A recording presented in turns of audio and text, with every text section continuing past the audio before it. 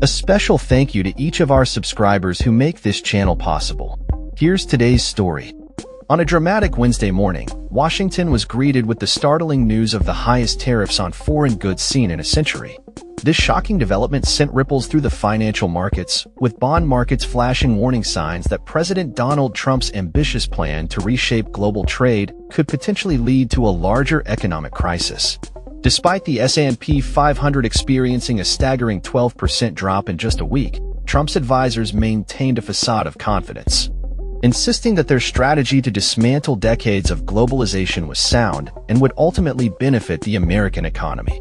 A senior official from the White House claimed that the disconnect between Wall Street and Main Street was significant, asserting that ordinary Americans continued to support the president's bold moves. The day began with President Trump discussing tariffs during an event at the White House with racing champions, showcasing his unyielding stance on trade. However, just hours later, in a surprising twist, Trump partially rolled back some of the newly imposed tariffs on various countries, while simultaneously escalating the trade war with China. This unexpected pivot seemed to ignite the stock markets, which experienced a surge in response to the news. Trump, reveling in the moment, declared it a monumental day in financial history, just 90 minutes after a post on his social media platform that contradicted his previous week's policy.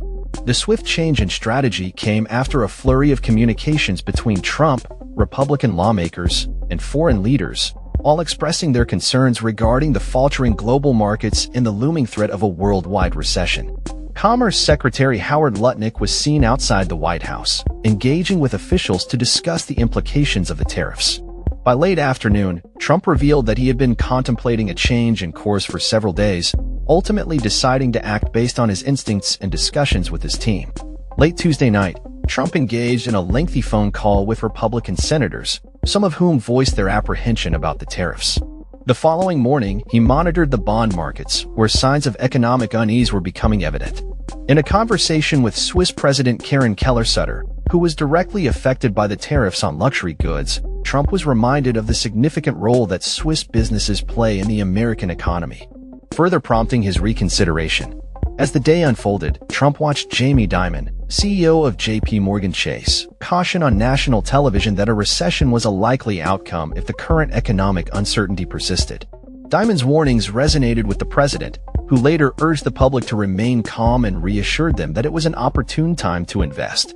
Meanwhile, Secretary of Commerce Lutnick was fielding calls from European trade officials, who were preparing countermeasures against the U.S. tariffs that threatened key American industries.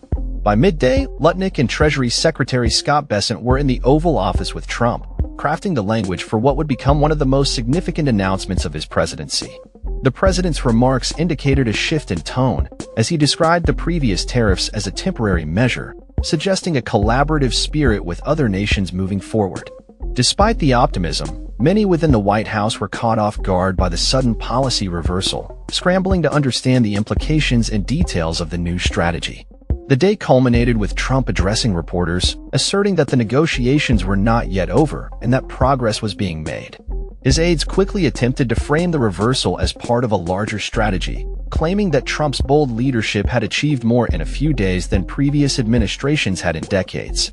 However, it became evident that even senior officials were unaware of the specifics of the new tariff arrangement, leading to confusion as reporters sought clarity on whether Canada and Mexico would also be affected. Before the announcement, Trump had planned a day filled with ceremonial events, including welcoming NASCAR champions and signing executive orders. Yet, the growing economic concerns shifted the focus of the day entirely. As Trump navigated through the whirlwind of reactions and discussions, the underlying tension between his advisors became apparent, particularly between those advocating for aggressive tariffs and those pushing for a more measured approach. Peter Navarro, Trump's trade advisor who had previously championed the aggressive tariff policies, was noticeably absent from key discussions regarding the reversal. His viewpoint appeared to be losing traction within the administration, despite his insistence that the team was united in their efforts. As the day drew to a close, Trump reflected on the negotiations, emphasizing that sometimes, a negotiation is not truly in play until it is finalized. In summary, Wednesday was a day of dramatic shifts in Washington as President Trump's tariff policies evolved in response to mounting pressure from lawmakers and economic indicators.